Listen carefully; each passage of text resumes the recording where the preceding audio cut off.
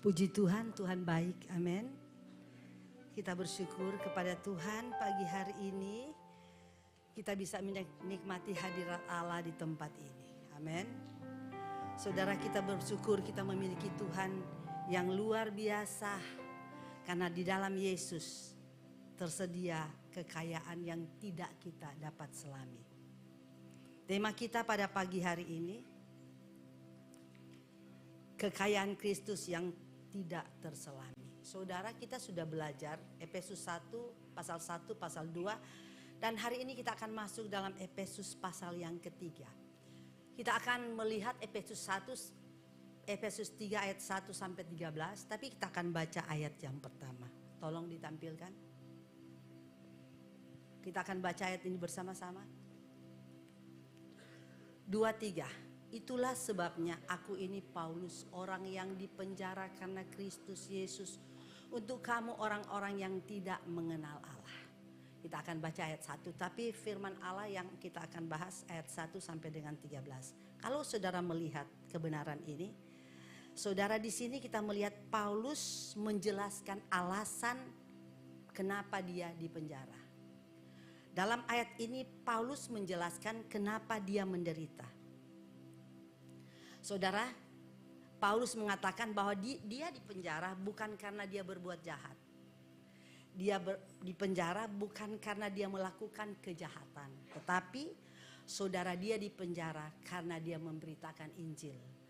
Karena ketaatannya kepada Kristus. Ini sebabnya, itu sebabnya dia harus menderita dan harus dipenjara. Suratan Efesus ini Paulus tulis pada waktu Paulus berada di penjara. Paulus menjelaskan bahwa penderitaan yang dia alami itu adalah kehendak Tuhan. Supaya jemaat tahu di mana penderitaan demi keselamatan bangsa-bangsa yang ada pada saat itu. Saudara sudah belajar pasal 1 dan pasal 2. Saudara sudah tahu kenapa suratan ini ditulis. Nah, Paulus menyampaikan bahwa penderitaan itu semua ada dalam kedaulatan Tuhan. Bahkan saudara, Paulus tahu bahwa penderitaan itu ada dalam rencana Allah. Supaya apa? Supaya jemaat tidak tawar hati melihat penderitaan yang Paulus alami.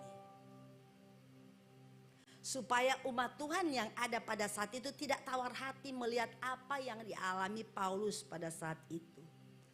Jangan sampai ada yang berpikir, kok anak Tuhan sudah ikut Tuhan kok menderita?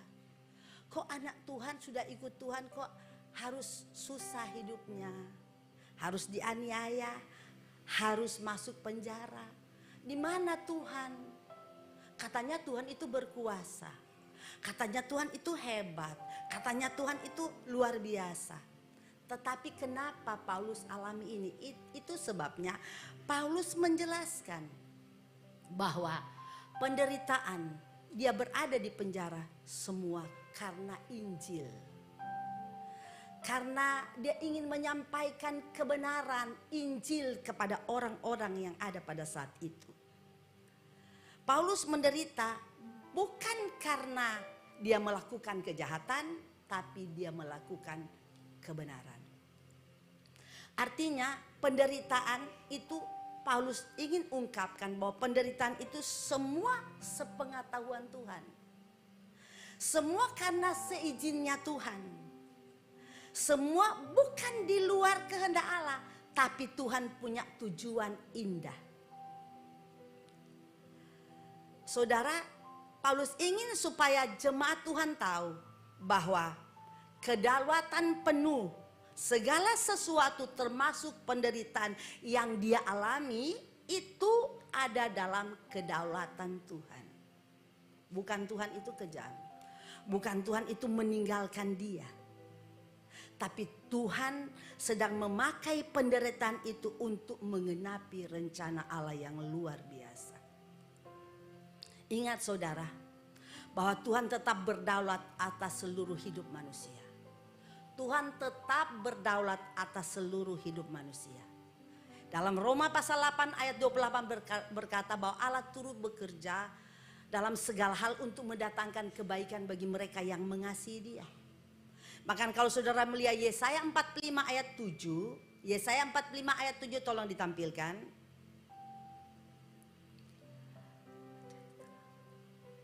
Yang menjadi terang dan menciptakan gelap, yang menjadikan nasib mujur dan menciptakan nasib malang, akulah Tuhan yang membuat semua itu. Saudara harus mengerti, segala sesuatu itu Tuhan tahu. Akulah Tuhan yang membuat semua itu.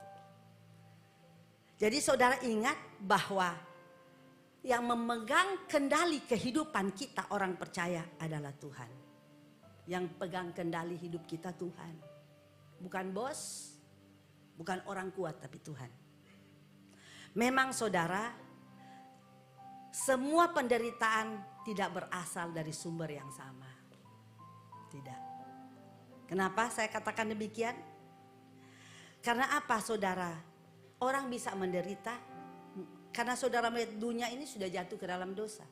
Sebab itu kita harus banyak mengalami penderitaan. Penderitaan juga bisa akibat dari kesalahan kita sendiri, ulah kita, perbuatan kita, sehingga kita menderita.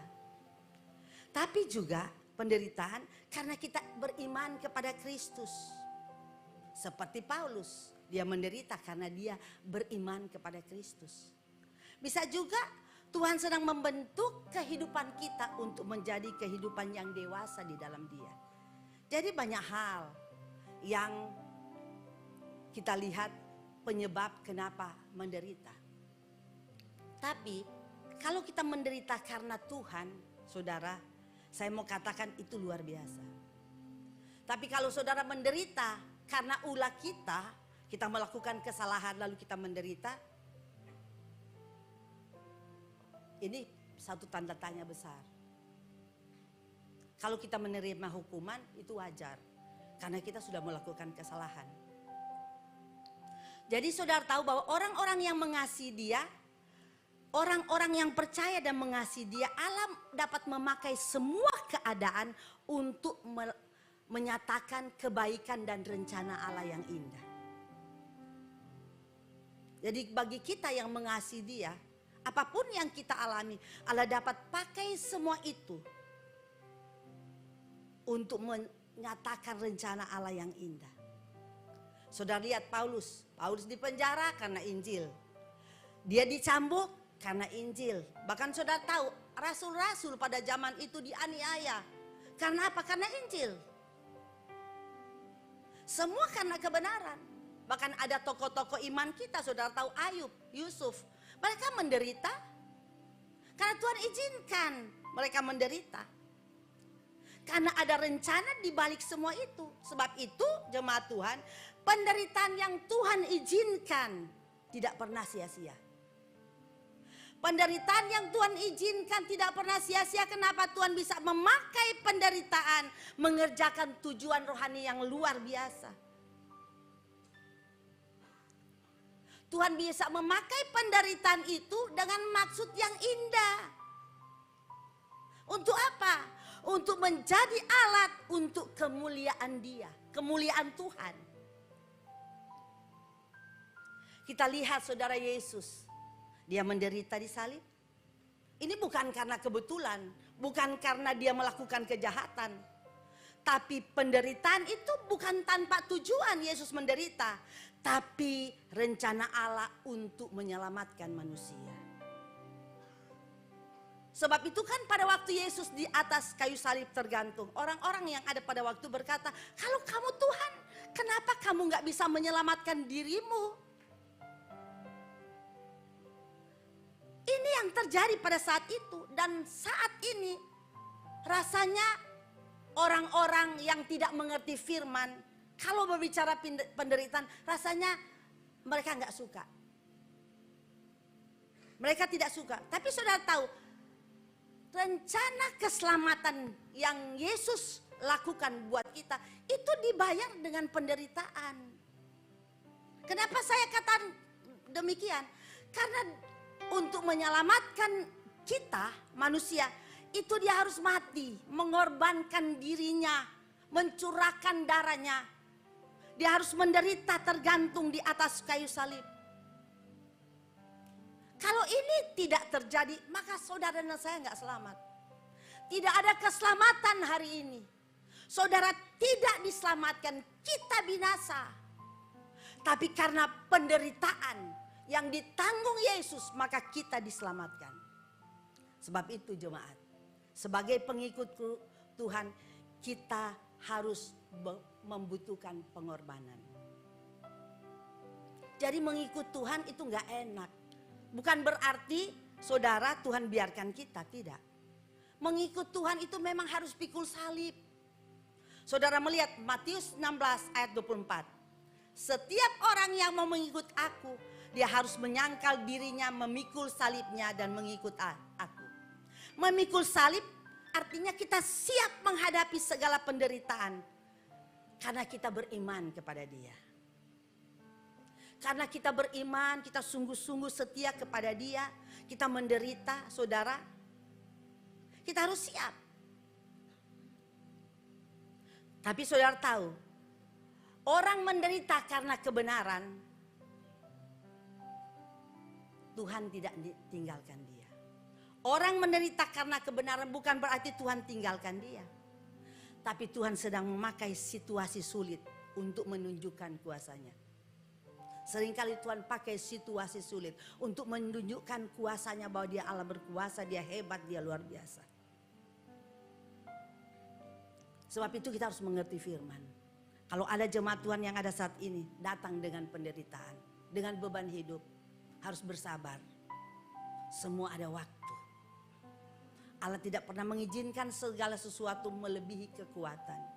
Allah tahu persis kemampuan kita untuk memikul salib. Pasti ada jalan keluar di balik itu. Dan ini sudah tahu, Paulus nyatakan kepada kita saat ini bukan hanya sebuah informasi, tapi Paulus ingin supaya kita tetap kuat dan tidak tawar hati. Ini Paulus ingin sampaikan kepada jemaat Efesus pada waktu itu, supaya mereka tetap kuat dan tidak tawar hati. Harus tetap teguh di dalam Tuhan. Karena penderitaan itu akan membawa kemuliaan. Kalau kita mengerti, itu akan membawa kemuliaan bagi kita. Sebab itu Filipi 1 ayat 12 tolong ditampilkan. Aku menghendaki saudara-saudara supaya kamu tahu bahwa apa yang terjadi atasku ini justru telah menyebabkan kemajuan Injil. Ini yang Paulus katakan kepada jemaat di Filipi. Apa yang terjadi atas dia, apa yang terjadi atas Paulus? Dia menderita, dia dicambuk, dia dianiaya. Tapi dia ingin katakan itu yang dia alami, yang terjadi atas dia itu untuk apa? Justru telah supaya Injil itu diberitakan untuk menyebabkan kemajuan Injil. Injil itu harus diberitakan.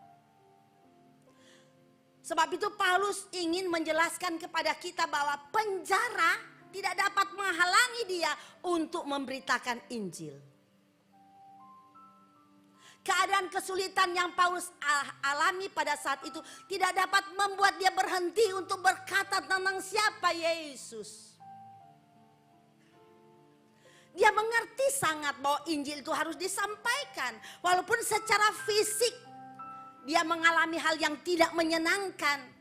Tapi saudara lihat, ini tidak menghalangi dia untuk menyampaikan kepada orang-orang yang ada pada saat itu bahwa Yesus itu Tuhan. Sudah datang menyelamatkan kita. Sudah membebaskan kita. Walaupun dia berada di penjara, dia tetap mengabarkan Injil. Dia tetap melakukan tugas dia sebagai hamba Kristus. Dia lakukan tugas dia sebagai hamba Kristus. Bahkan saudara tahu, pada saat itu Paulus bisa menulis hal-hal yang luar biasa di dalam penjara. Paulus menulis tentang rencana Allah yang kekal. Paulus menegaskan bahwa kesatuan di dalam Kristus, kita harus bersatu dalam Kristus. Tetap juga Paulus menegaskan bahwa jemaat itu nggak boleh tawar hati kalau ada mengalami penderitaan. Saudara, kalau kita melihat surat ini, Saudara, dan kita melihat apa yang Paulus tuliskan dalam suratan Efesus ini. Paulus ingin katakan bahwa penjara dipakai Tuhan untuk menyatakan tujuan yang indah. Penderitaan seringkali Tuhan bisa pakai untuk menyatakan sesuatu yang indah. Paulus di penjara, dia tidak berdiam diri. Tapi dia tetap memberitakan Injil. Sebab itu dalam ayat 2 sampai ayat 6 dikatakan bahwa di mana rahasia Kristus sekarang dinyatakan. Artinya tidak ada lagi rahasia. Jadi saudara, orang yang ada dalam Kristus tidak ada lagi rahasia. Hal ini perlu dinyatakan. Paulus ingin supaya hal ini perlu dinyatakan di mana semua bangsa harus tahu bahwa keselamatan bagi semua manusia. Kalau saudara lihat ayat 2 sampai ayatnya 6. Semua bangsa harus tahu bahwa keselamatan itu bagi semua bangsa. Bukan hanya bagi satu bangsa, bukan satu orang tertentu, satu suku bangsa, tapi kepada semua bangsa. Dan ini kabar baik yang harus kita beritakan. Ini kabar baik yang harus semua tahu. Dan ini yang Paulus inginkan supaya umat Tuhan tahu. Bahwa kabar baik ini, hal ini harus semua orang tahu. Harus dikabarkan, harus digaungkan, harus disampaikan bahwa keselamatan bagi semua manusia yang percaya kepada Dia, bukan hanya bagi satu suku. Dan saudara tahu, ini harus diperjuangkan, layak diperjuangkan. Beritakan siapa Yesus. Beritakan saudara, kenapa Kristus datang ke dalam dunia. Beritakan saudara kabar keselamatan bagi bangsa-bangsa, bagi orang yang belum percaya kepada Dia. Karena keselamatan itu hak semua manusia. Mungkin saudara ada di tempat ini. Mungkin ada orang di sekitar saudara, di dekat saudara, di sekeliling saudara, di sirkul saudara yang belum tahu siapa Yesus. Tahu, tapi mereka belum mengerti secara jelas siapa Yesus. Tugas kita beritakan. Jangan kita berdiam diri. Saya sudah katakan bahwa jadi anak Tuhan gak egois. Keselamatan itu harus dimiliki oleh semua orang. Yesus datang bukan untuk saya, bukan untuk kita, tapi untuk semua manusia yang ada dalam dunia ini. Dan semua harus tahu ini. Mungkinkah itu ada di antara keluarga saudara, anak, suami, istri, orang tua, saudara, di lingkungan saudara berada yang belum tahu siapa Yesus. Kabarkan ini, beritahu kabar baik ini bahwa keselamatan bagi semua bangsa. Bukan hanya bagi orang Israel. Karena saudara tahu pada zaman itu orang Israel menganggap bahwa keselamatan hanya bagi orang Yahudi. Sebab itu saudara, Paulus ingin katakan bukan hanya kepada orang Yahudi, tapi kepada semua yang percaya kepada Dia. 2 Petrus 3 ayat 9 berkata, tolong ditampilkan. 2 Petrus 3 ayat 9, Tuhan tidak lalai menepati janjinya sekalipun ada orang yang menganggap sebagai kelalaian, tetapi Ia sabar terhadap kamu. Karena Ia menghendaki supaya jangan ada yang binasa, melainkan supaya semua orang berbalik dan bertobat. Jadi Tuhan mau supaya semua selamat. Anakmu selamat, suamimu selamat, orang tuamu selamat, temanmu selamat. Ini yang Tuhan mau. Ini harus diberitakan, harus disampaikan. Jangan saudara tutup mulut. Saudara harus membuka mulut menyampaikan bahwa keselamatan hanya ada dalam Yesus. Sebab itu Yohanes 3 ayat 16 berkata, karena begitu besar kasih Allah akan dunia ini sehingga dikaruniakan anaknya yang tunggal, supaya yang percaya kepada Dia tidak binasa melainkan orang hidup yang kekal. Semua yang percaya, bukan hanya orang Yahudi, tapi semua yang percaya menerima hidup yang kekal. Sebab itu dalam ayat 7 sampai 8 Paulus menyatakan bahwa dia seorang hamba yang paling kecil dari semua orang kudus. yang diberi karunia untuk memberitakan kepada bangsa-bangsa kekayaan Kristus yang tidak dapat diselidiki dan tidak dapat diselami. Paulus menyadari bahwa memberitakan Injil itu bukan hal yang mudah. Kalau bukan karena anugerah dan kasih karunia Tuhan, dia nggak mungkin dapat melakukan hal itu. Karena dia manusia terbatas. Tapi karena anugerah, dia sudah terima anugerah Tuhan yang luar biasa. Sebab itu dia menyadari bahwa ini perlu dia sampaikan kepada orang lain. Tuhan berikan dia karunia, kekuatan, anugerah untuk menyampaikan kabar baik ini. Saudara, dia harus beritakan kepada, bukan hanya kepada orang Yahudi. Dia beritakan kepada semua orang bahwa kekayaan Kristus itu tidak terduga. Sangat dalam. Kekayaan Kristus itu sangat dalam. Tidak terduga. Dia menyadari dia itu siapa. Dia itu bukan apa-apa. Tapi karena anugerah Tuhan. Tuhan memilih dia untuk menyampaikan kabar baik. Kabar keselamatan. Siapa Yesus yang sudah datang 2000 tahun yang lalu. Dan saya tahu ini bukan hanya kepada Paulus. Saudara sudah terima anugerah Tuhan. Amin. Saudara, kita terima anugerah Tuhan. Kita ini siapa? Kita nggak layak. Kita orang berdosa. Tapi karena kasih karunia Tuhan, Tuhan selamatkan kita. Sebab itu karena kita sudah menerima anugerah Tuhan, beritakan kepada orang lain. Mereka juga berhak menerima anugerah itu. Keselamatan. Kekayaan di sini saudara bukan berbicara tentang materi. Bukan berbicara tentang harta. Tapi kekayaan di sini berbicara tentang kehidupan rohani yang melimpah. Kekayaan rohani yang melimpah. Yaitu anugerah keselamatan. Menunjukkan bahwa semua berkat keselamatan ada di dalam Yesus. Selain Yesus tidak ada keselamatan. Sulit bagi kita untuk hidup di dunia hari-hari ini. Orang pintar di luar sana itu banyak. Kalau kita mau berdebat dengan mereka rasanya nggak mungkin.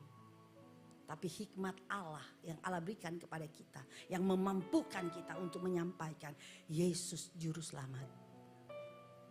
Karena semua orang berhak selamat. Bukan cuma kita. Jangan kita menyesal. Kalau ada nanti satu kali kan kita pasti semua akan bertemu di satu tempat. Jangan sampai kita melihat ada orang-orang yang dekat dengan kita. Ada orang-orang yang mungkin kita sangat kasihi di dunia ini. Tapi terpisah dengan kita tempatnya. Berbeda dengan kita tempatnya.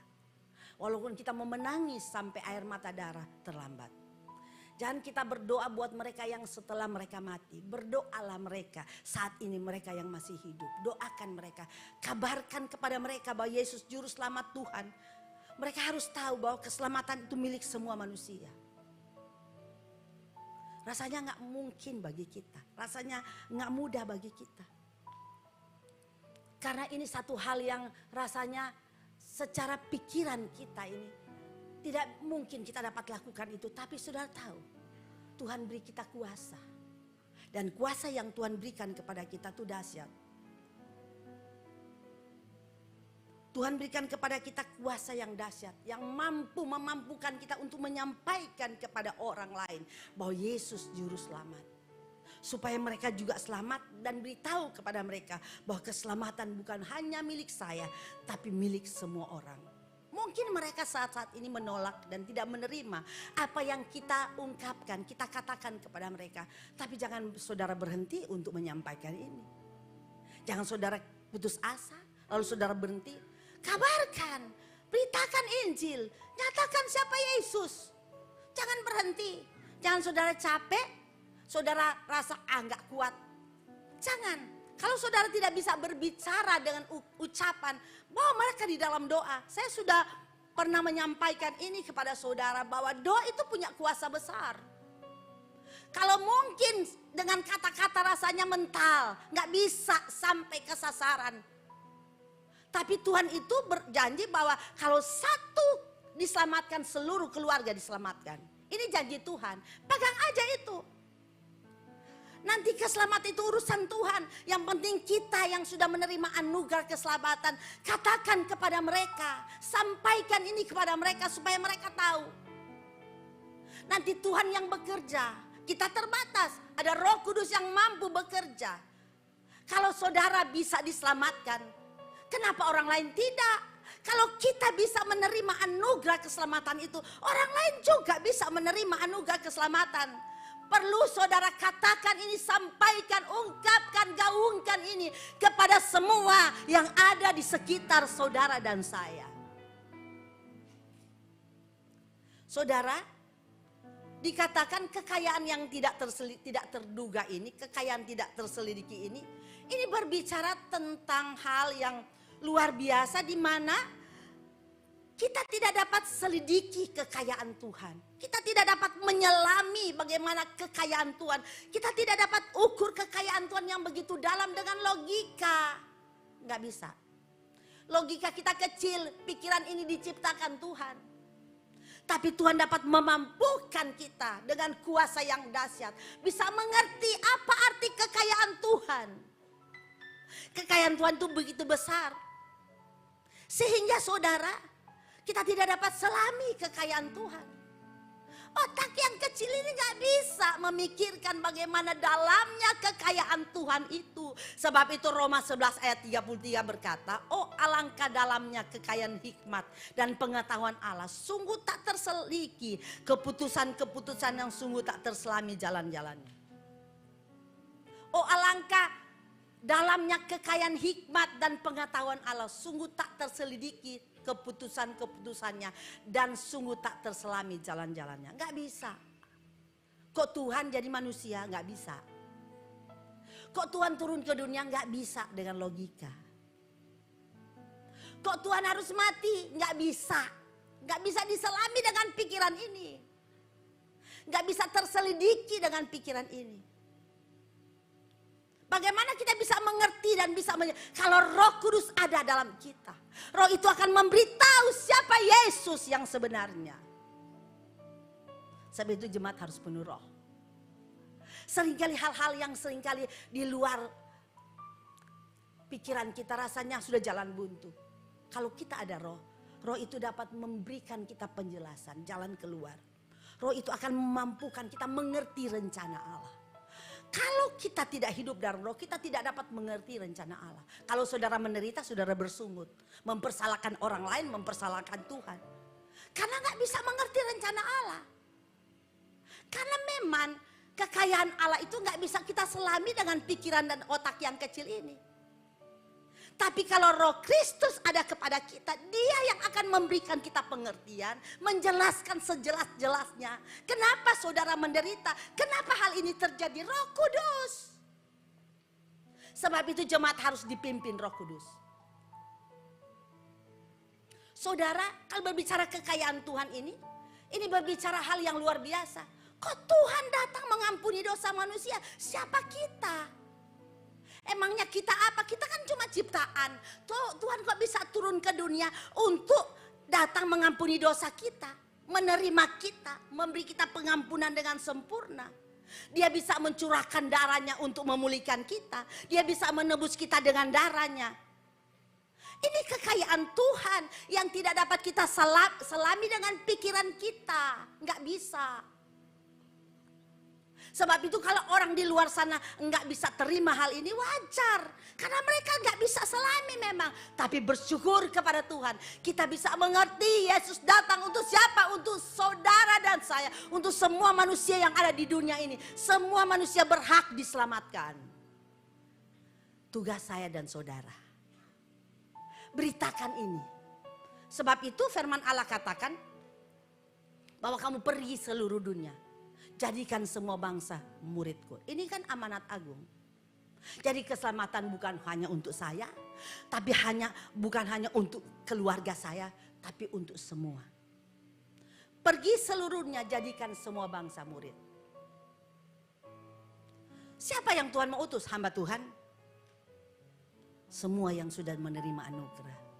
Karena menerima anugerah Tuhan itu bukan cuma hamba-hamba Tuhan. Tapi kita semua jemaat menerima anugerah Tuhan. Sama kita di hadapan Allah, gak ada beda. Cuma Tuhan memang pakai mungkin dengan cara berbeda-beda. Karena Tuhan memberikan kita karunia yang berbeda. Tapi sama. Kita sama. Kita. Dan saudara tahu, kekayaan yang Tuhan berikan, yang kita tidak dapat selami dengan pikiran kita, yaitu keselamatan yang kekal.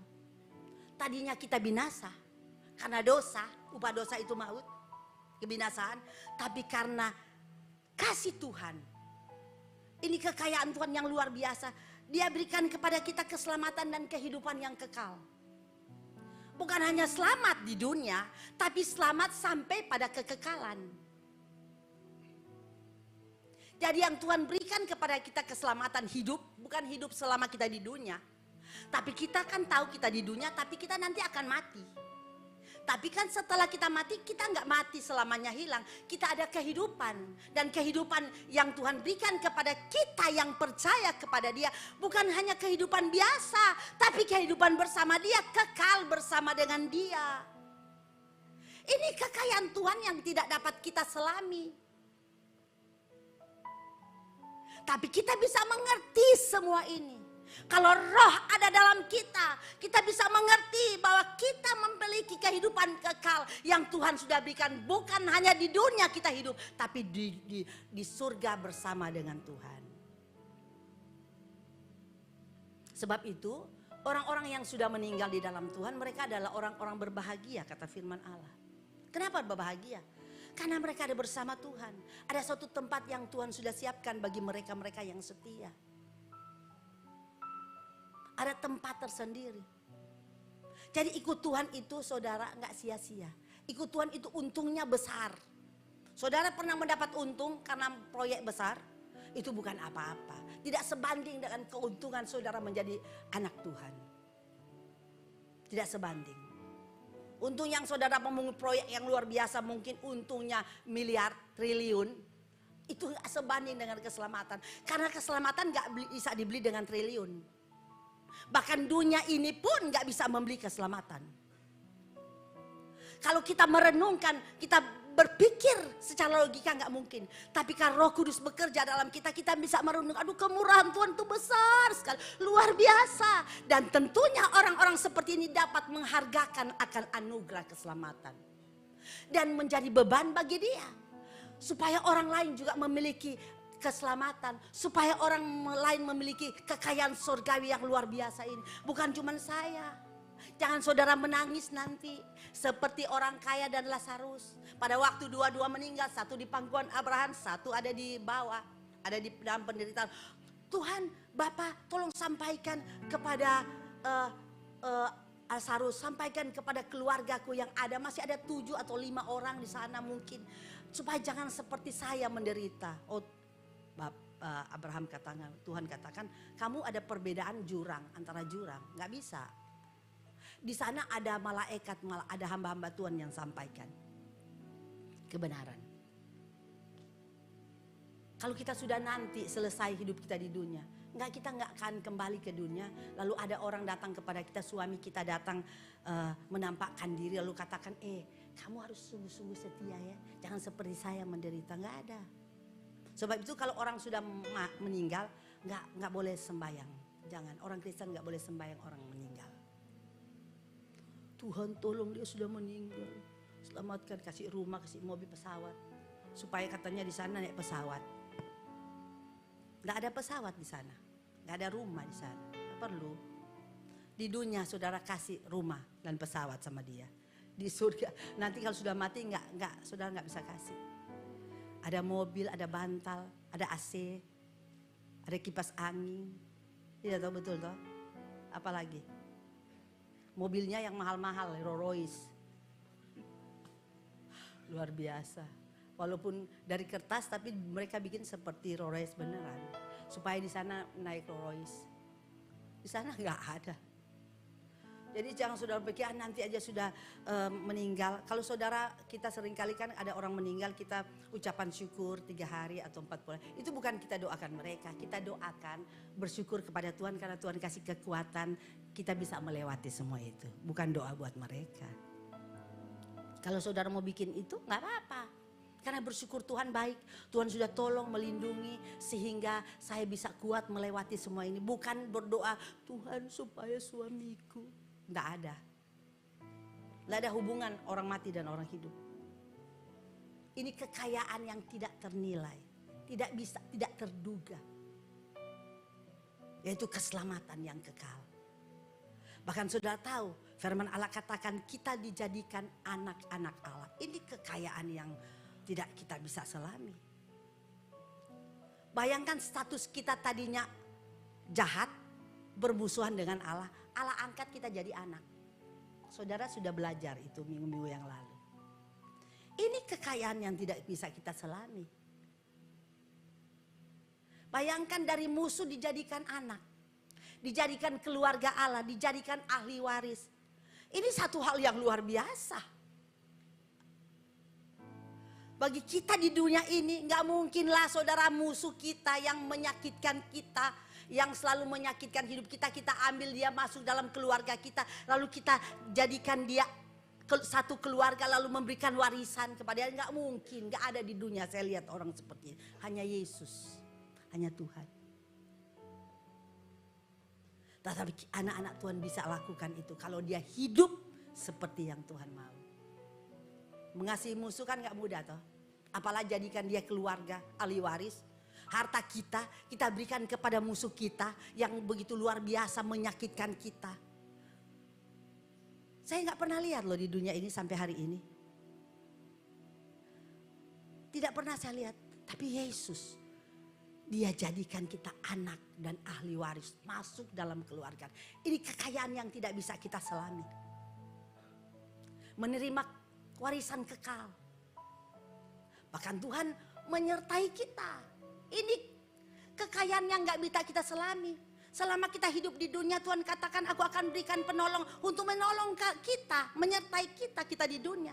Untuk apa? Supaya kita hidup benar, supaya kita selalu menyenangkan Tuhan. Ini kekayaan yang tidak bisa kita selami, gak bisa kita pikirkan dengan pikiran kita. Ini kekayaan Tuhan yang luar biasa. Sebab itu kalau saja kita menyadari akan hal ini, bahwa Tuhan itu begitu luar biasa kasihnya kepada kita. Saya percaya semua orang yang mengerti akan hal ini, dia akan hidup selalu menyenangkan Allah.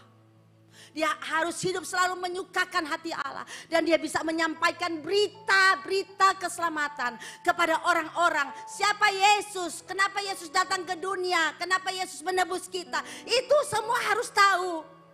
Bukan cuma kita yang tahu, semua harus tahu. Orang-orang di sekitar kita harus tahu. Jangan saudara tutup mulut, berdiam diri. Tapi ada tugas di pundak kita, beritakan Yesus. Beritakan Injil, beritakan kebenaran. Saudara-saudara melihat hari-hari ini. Dunia hari-hari kacau. Jangan kita tutup mata dengan apa yang terjadi. Jangan kita santai dengan apa yang terjadi. Mari kita mau sungguh-sungguh di dalam Tuhan. Mau kita lebih sungguh-sungguh di dalam Dia. Lakukan apa yang Tuhan mau. Jangan berbantah dengan Tuhan. Jangan kita hanya mau lakukan apa yang menjadi enak keinginan kita. Yang enak kita lakukan, yang tidak sesuai dengan kita tidak kita lakukan. Pada firman Allah harus kita lakukan semuanya. Bukan hanya satu bagian, dua bagian. Tapi semua kebenaran harus kita lakukan. Bagaimana cara kita melakukan semua kebenaran itu? Dengan cara apa? Kita terbatas, kita tidak punya kemampuan. Tapi firman Allah katakan, kalau roh ada dalam kita, maka dia akan memimpin kita dari kebenaran kepada seluruh kebenaran. Roh Kudus. Hidup dipimpin roh. Jangan dipimpin daging. Kalau saudara hidup dipimpin daging, setiap hari saudara jatuh ke dalam dosa. Setiap hari saudara menyakitkan hati Tuhan. Tapi kalau hidup dipimpin roh, selalu menyenangkan Tuhan dan menyenangkan sesama. Perlu waktu hari-hari ini saudara lihat aja, buka mata. Saudara lihat TV. Di langit sana penuh dengan lampu-lampu yang menyala. Itu bukan bintang, tapi bom. Kita bersyukur kita ada di tempat ini. Tuhan masih beri kita keamanan. Tapi bukan berarti kita bangga karena Indonesia seperti ini. Kita berdoa. Karena firman Allah katakan, kamu lihat. Menjelang Tuhan datang, bangsa akan bangkit melawan bangsa. Gempa bumi di mana-mana. Kelaparan di mana-mana. Angkat dan lihat kedatanganku sudah dekat. Kok dari dulu saya kedatangan Tuhan kok nggak datang-datang. Tuhan punya waktu yang tepat. Kita nggak bisa paksa Tuhan karena Tuhan tahu yang terbaik. Dan kalau kita mengerti bahwa kebenaran mulai satu persatu digenapi, itu artinya semuanya akan nyatakan bahwa Dia segera datang. Tuhan itu baik. Haleluya. Tuhan memberkati kita semua.